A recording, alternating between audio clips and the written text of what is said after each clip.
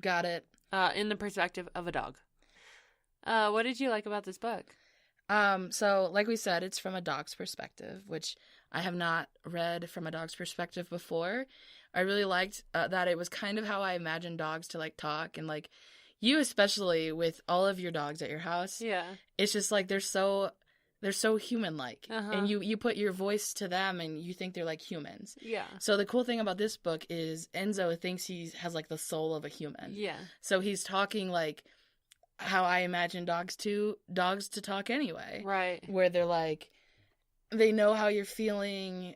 They listen to you intently, and like especially like I'm thinking of literally all of your dogs do this. They like just stare at you, and like they're just like super listening. Their eyebrows move, and you can tell like they're talking, but you can't hear them. Right. So really liked how Enzo was described, or like he was describing what he was seeing. Yeah. So he's seeing Denny watch, races, because Denny liked to talk about how a race car driver should act, and he watched his other human, the daughter, what was her name? Zoe, yeah.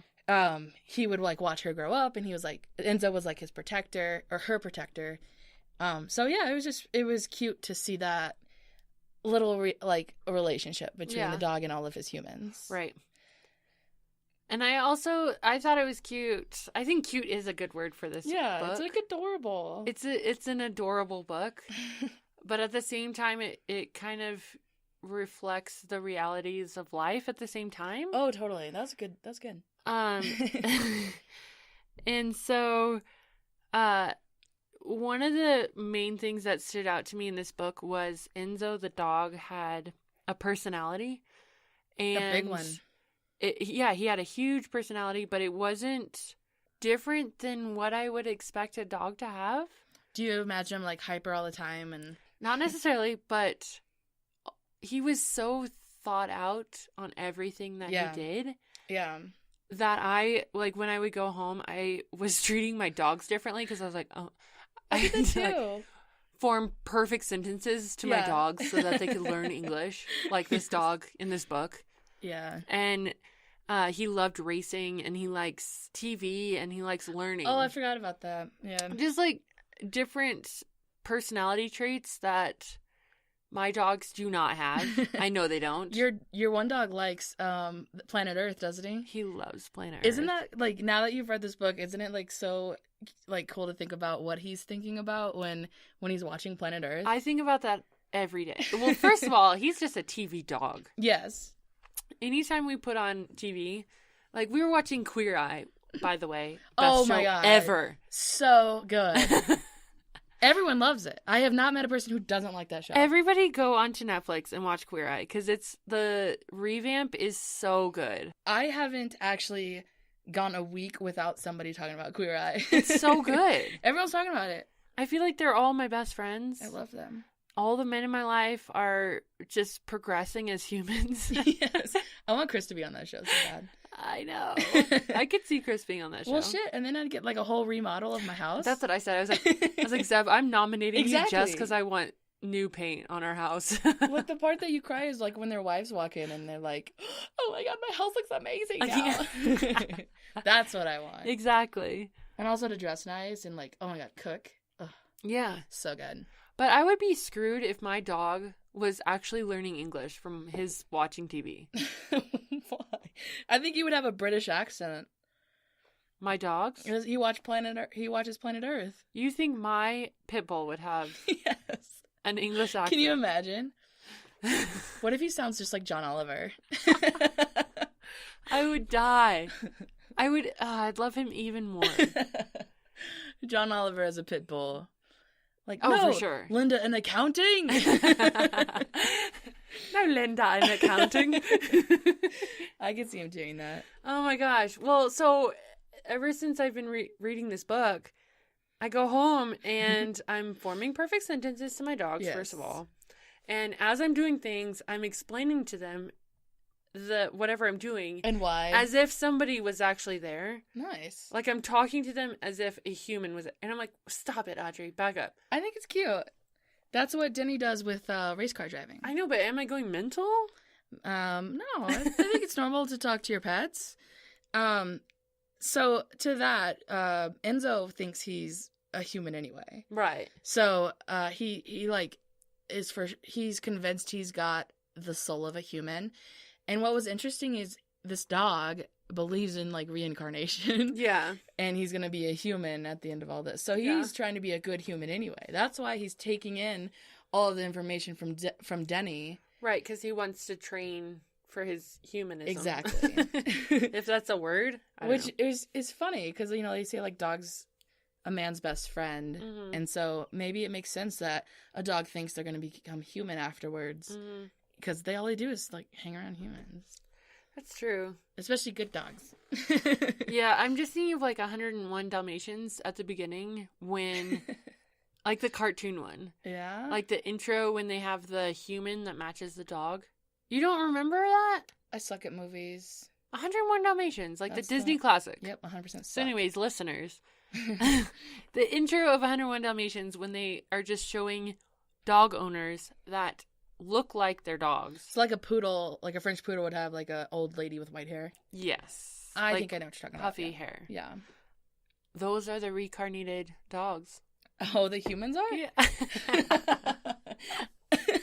I used to be a French poodle, so I have to perm my hair. There's so many people that I look at all the time where I'm just like, were you a dog at one point? Yeah, it is pretty crazy to have like humans that match their dogs. So much.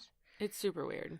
So one of the big quotes that I feel like was on every page of this book was that which you manifest is before you. Mm-hmm. And so the dog was manifesting that he was going to be human. And honestly, like, would you say maybe every chapter they had that quote?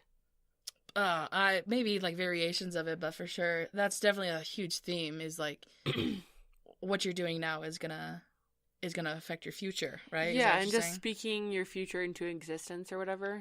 Oh yeah. So I read a Q&A with the author. No way. Yeah, I did my homework, girl. Wow. And one of the questions was, what is the number one thing that you want people to get from this book? And he said that. Oh, that same quote? Yes. Interesting. That which you manifest is before you. So the whole time the dog is just manifesting that he's going to be human, and that he is a human. Yeah. But I don't know. I listened to the audiobook and the audio guy was not great. Oh, I hate that. I didn't like him very much. So you should read it. I can't tell if I like the book or not. Purely because of the audiobook guy. I have a whole different list on Goodreads of like, this could have been a good book, but the audio is terrible. Yeah. I think this is a good book, and maybe you should, in the future, when we're not scheduling our book reads, you should give it another try. Well, I went on to Goodreads, and a lot of the reviews were like, I loved this book. I cried so much. Blah, blah, blah. This was wonderful. Great book. Any book about dogs, you're going to cry. 5 stars. 5 stars. And honestly, for me, I rated it 4 out of 5. Still pretty good. Yeah, it's good. It's not excellent, but it's good. Can I ask why you chose that beer? Oh, yes. Because I know why I chose mine, and it's a pretty damn good reason. But Legend, I'm just so confused. Okay, so I picked Legend by Tommyknocker because, first of all, it has a gold label. Are you kidding me? That's awesome. Second of all, I chose this beer because I didn't want to pick a beer that had a dog on the label, or that had the word paw or dogs, or there was a poodle beer. Ew. I saw a pug beer. Interesting. It literally had the word pug in the title. You must have gone to like a really nice liquor store. Yeah, it's the one by my house. I love it. Anyways, and so I wanted something that kind of encompassed the book as a whole, not necessarily the fact that the book was about a dog. That's a good idea. If that makes sense. Totally. Because if you don't like dogs, if you don't like racing, if you don't like people, if you hate reading, yeah, if you hate, you would still get something out of this book, and that's why I chose this beer, was because I wanted to focus in of what did you get out of this book? That's always my main thing. My main concern after any book that I read is... Yeah, like, how did it affect what's you? the big premise? So the big premise I got was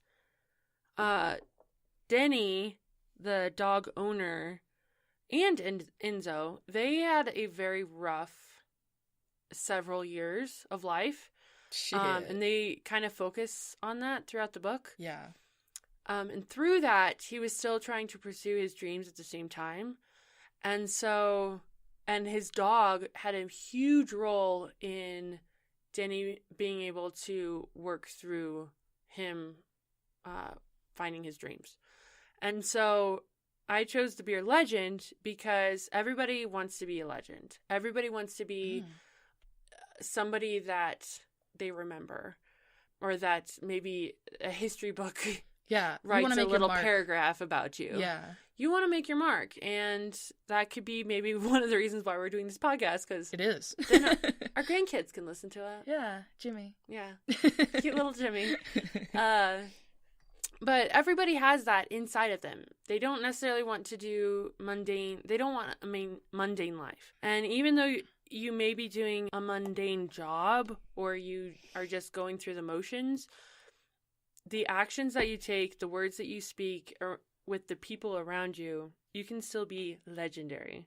You can still be awesome. Yeah. And by the end of the book, you realize that Enzo and Denny both had a huge impact on several people around them. I'm trying not to give it away. That's good. But they have a huge impact on the people around them, and it's because of their relationship with each other that they were able to achieve that. I want to just add to that real quick. It reminds me, like, your beer, now that you've described it, the reason that they're legends, in my opinion, or one could perceive them as that, is because of, like, the integrity that both of the characters held. Yes. They never, like, there were so many opportunities to fall and say, screw it, like, I give up on this life. I'm just fine. You guys win. Yeah. And they just kept true to themselves and were in what's the right word for integritous? Being integrityful. They held on to their integrity. Yeah. Dad, let me know. But yeah, and that's one way to be legendary, is just to be your true self. Yeah. And they holding to your beliefs. And the cool thing is that neither one of them were able to accomplish that without the other. Yeah, they needed each other. Like, they actually needed each other throughout. And Denny would not have accomplished all the things that he accomplished without his dog. And same with Enzo. That's what I wrote in my review. I was like, they needed each other to be their best form. Right. Like, they couldn't have done what they did without knowing each other. Right. And so Enzo couldn't have achieved his, he just wanted to be the nicest human in dog form ever. Right. And learn as much as he could. He absorbed everything from Denny, but that couldn't have happened without them knowing each other. Yes. I will say that as far as the ending goes on this book, I'll give the ending a 5-star. Good. I was just going to say, one of the things I wrote down of what I liked is that the ending is not at all what you expect. No. Especially knowing that this is a book about a dog. Right. Because any book about dogs, you can assume it's going to be really sad. Like, the dog dies, you have to bury him, whatever. Right. We're not going to tell you what the ending is, but it's not what you expect. Especially when they start with the ending. Yeah, I mean, you know that. You're like, oh, that's how it ends. Yeah, exactly. And so you have that in your mind the whole book. And then when you get to the end, you're like, oh my gosh. I didn't think it was happening. I didn't even know that was a thing. That's where I was crying. Yeah, it was awesome. It was pretty, I really like how he swung out. Endings are so hard anyway for, like, Stephen King. I love how you just throw at Stephen King every episode. Because I love Stephen King so much. But he's terrible at endings. And actually my sister thinks that, what's her name? Kristen No. I love Kristen Hanna. Did you ever read My Sister's Keeper? Maybe Jodi Pickle? Yeah. She read that, I think. Uh-huh. She hates those endings. Isn't My Sister's Keeper the one about a cancer patient? Yeah. Okay. I was gonna suggest it for this podcast, but I'm like, God, it's such a downer. I don't want to do that. Nope, we're not doing it. No. It's a good book though. But the ending is, all of a sudden it just fucking changes gears, and you're like, no, that's not how you end a book. And it's quick. Yeah. Yeah. So this book did it really tactfully, and wasn't